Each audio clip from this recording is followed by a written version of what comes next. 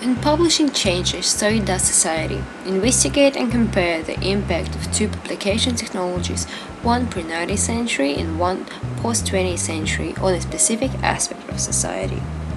Hello everyone, today's little video blog is going to be about that. I'm going to compare two media technologies. One is going to be books, and another one, more modern, is social media platforms such as Facebook and Twitter. I am going to talk about different aspects of our lives that have changed because of the shift in publishing technology, but I will try to concentrate more on the social relationships. Let's start with the old one. Let's look at the map. We will talk about social impacts that brought one of the first printing presses. I will talk about education, politics, entertainment and social relationships. First published material was money. Printed money back in 13th century were introduced from China to the West. Then in Germany, in 1440, goldsmith and businessman Johannes Gutenberg borrowed money invented first replaceable wooden letters that not only created a revolution in printing, but also it gave opportunity for further science, art, and religion development. The first book which was published via Gutenberg's printing press was Gutenberg's Bible. However, the first printed book was published in China in 868 CE. After Gutenberg's Bible, more books started to get published, allowing more people to have access to them. That allowed more knowledge to be shared, not just among upper classes, but also to the other classes. More people wanted to publish their ideas. Well, not everyone could, but if you're good, rich, and smart, then you can publish your ideas. This also contributed to social impacts. Even though not everyone could afford this, more and more people would buy books, then read them, and then discuss them, which created its own community. Some sort of reading club. Publishing books in a larger amount allowed people to standardize language, and people are speaking now in the same language. But how did people communicate when there was no phones, no proper mail system?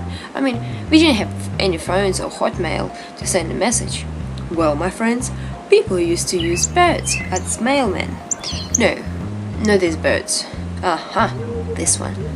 Pigeons. So, if you wanted to send an invitation to a friend or a birthday party, you would have to have a lot of pigeons. And it would take some time to get the message though. There is also a chance that pigeons might not even get to receiving side. As there's a lot of animals around, people who might not want the message to be sent, and pigeon could just die out of exhaustion. Let's now discuss more modern days, and again, we're looking at the map, discussing the same things: education, politics, entertainment and social relationships. After internet was introduced to everyone, everything is online. Everything, from books to shopping. We have any tutorial from how to make a breakfast, to how to repair a computer. But you need a computer to check how to repair a computer. Irony. As it was said before, the technology changes with time. More softwares and more gadgets are made, such as Apple and series of Macs, iPhone, iPod, iPad, and they have apps. Some of the games are online, and that's what apps are for. Social changes have been created as well. People do not have to stay next to each other in order to see each other. Even social media platforms like Facebook have its own web conversations. People can communicate with each other with no matter of distance. Media platforms not only allow to communicate with people, but also it allows bigger companies and organizations to communicate with their audience. For example, a lot of businesses have their page on Facebook, a lot of celebrities are tweeting on Twitter to their fans. Even politicians use media platforms such as Kevin Rudd, who is using Twitter as his way to communicate and engage with more younger audience. However, this development of social media platforms also has limitations.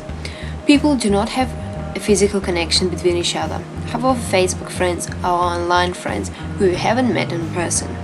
Facebook shows the amount of friends a person has that might put a person under pressure. People have addicted to social platforms.